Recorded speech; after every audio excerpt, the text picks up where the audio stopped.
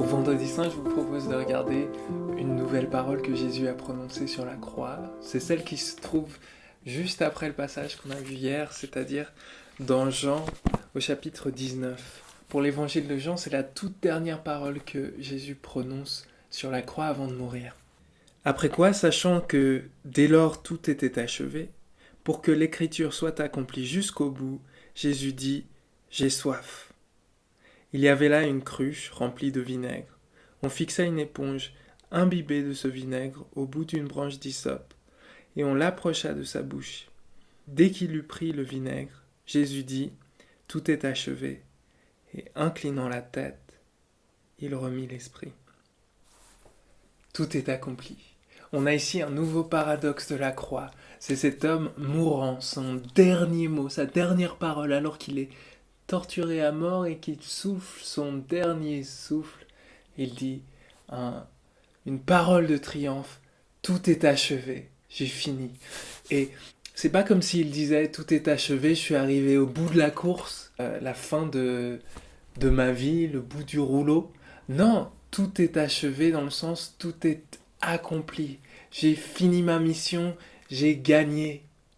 Est-ce que c'est pas surprenant, est-ce que c'est pas paradoxal de voir cet homme qui est en train de mourir de la manière la plus honteuse qu'on puisse penser et en même temps qui est en train de proclamer la victoire? Eh bien, ce paradoxe-là, c'est le paradoxe de l'évangile. C'est la proclamation que dans la mort la plus odieuse, c'est précisément là qu'on trouve la manifestation de la vie la plus glorieuse. Donc, comment comprendre que dans cette mort-là se trouve la vie et que dans cette défaite se trouve la victoire?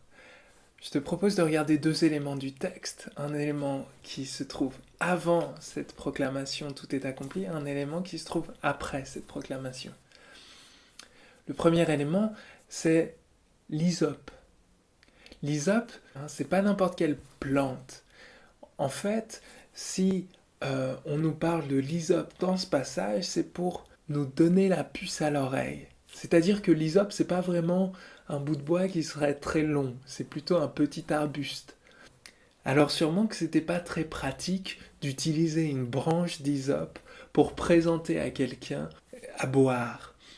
L'hysope, c'est cette plante qu'on peut retrouver dans plusieurs passages de la Bible, et notamment dans Exode 12.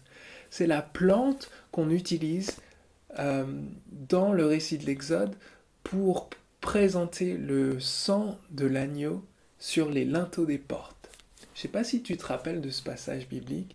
C'est un passage biblique où la manière dont le peuple va se prémunir du jugement et de la mort va être d'asperger sur les linteaux des portes le sang d'un agneau qui a été égorgé et qui va être mangé. Donc on a ici une référence claire. C'est que Jésus, dans l'évangile de Jean, au chapitre 1, est présenté comme l'agneau de Dieu qui vient enlever le péché du monde. En plus de ça, dans le passage qui suit cette proclamation « Tout est achevé », on a une autre chose qui nous met la puce à l'oreille. Tout de suite après ce passage, après que Jésus ait expiré son dernier souffle, on nous dit que ce jour même allait commencer, le soir même, le jour du sabbat. Dans Genèse 1 et 2, on voit le récit de la création.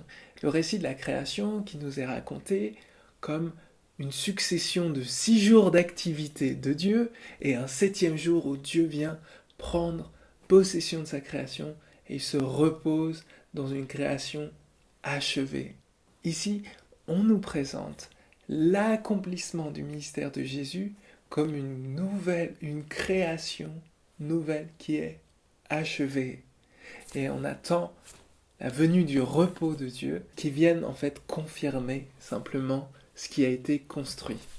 Donc voici deux idées, l'idée de l'agneau et l'idée de la nouvelle création. Donc lions les deux idées, nouvelle création et agneau de Dieu qui enlève le péché du monde. En fait, Dieu crée l'univers et Dieu crée une création qui est bonne. Et sauf que cette création, elle a un gros problème. C'est le problème que tu connais parce que tu le connais très intimement. C'est le problème qu'on a au fond de nous, le problème de la rébellion. On est rebelle. On est rebelle contre ce qu'on devrait faire. On sait ce qu'on devrait faire et pourtant on ne le fait pas. C'est-à-dire qu'on sait qu'on devrait aimer en premier et pourtant on ne le fait pas. On sait qu'on devrait mettre l'autre avant nous, mais pourtant on ne le fait pas. Et en fait, on a un cœur qui est comme ça, qui est corrompu par ce qu'on appelle dans le jargon le péché. Ce défi qui lui est lié, c'est la mort. La mort. C'est-à-dire que la Bible nous présente une création qui est faite avec l'idée que l'humain puisse connaître la vie pour toujours. Sauf que Dieu met une limite à la possibilité de la vie pour toujours, une limite qui vient du fait de notre égoïsme, de notre égocentrisme, de notre incurvatus ense. Puisque on est comme ça, le fait de vivre pour toujours serait admettre qu'on va corrompre la création pour toujours, que la création serait toujours mal. Et du coup, c'est comme ça qu'intervient la mort. La mort vient mettre une fin à des créatures qui ne font que perpétuer la violence. Dans la Bible, on nous parle de ces sacrifices où on a des agneaux qui sont offerts et leur sang est versé et de manière temporaire, ça permet à ce que les fautes du peuple ne retombent pas sur eux, à apaiser les consciences et à reconstruire une relation avec Dieu. Mais en réalité, ce que la Bible nous apprend, c'est que ces sacrifices-là n'étaient en fait que l'ombre de choses à venir. C'est-à-dire que c'était simplement des signes qui pointaient vers un plus grand accomplissement. Parce que ces animaux qui sont offerts sur l'autel ne peuvent rien faire pour notre problème. C'est-à-dire que notre problème, le problème du mal, le problème de l'égoïsme, de l'égocentrisme et de l'orgueil, ne peut pas se régler par quelque chose d'extérieur.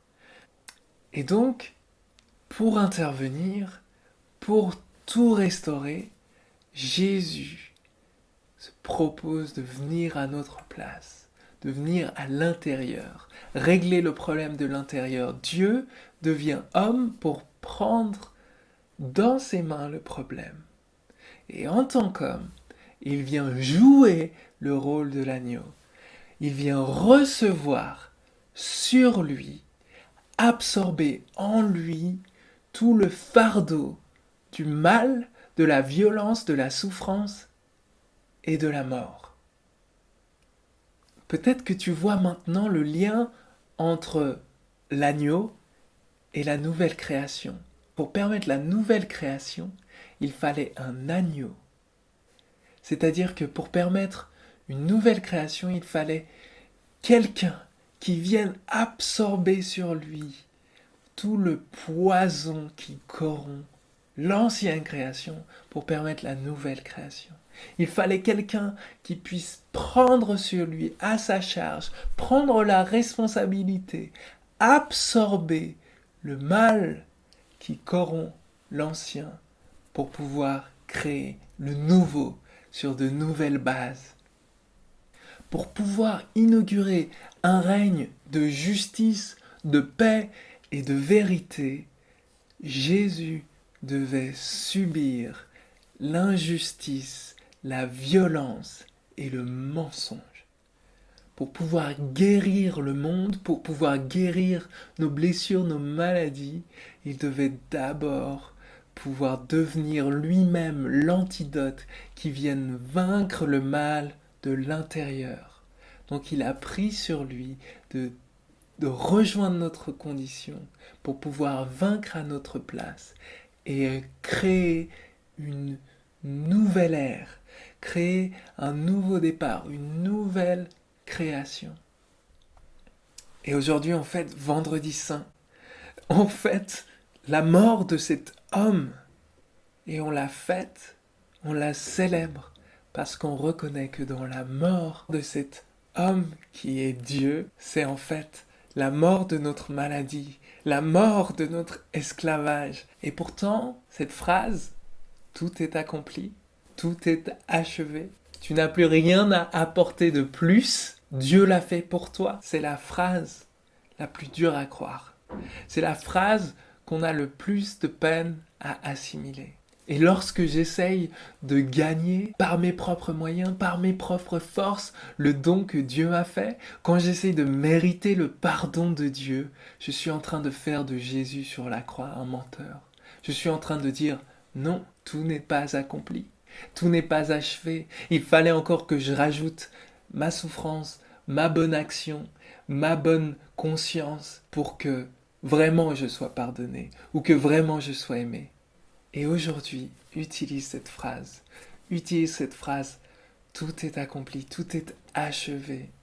Utilise-la pour recevoir le don infini de l'amour de Jésus, le don de la liberté, le don de la vie en Jésus.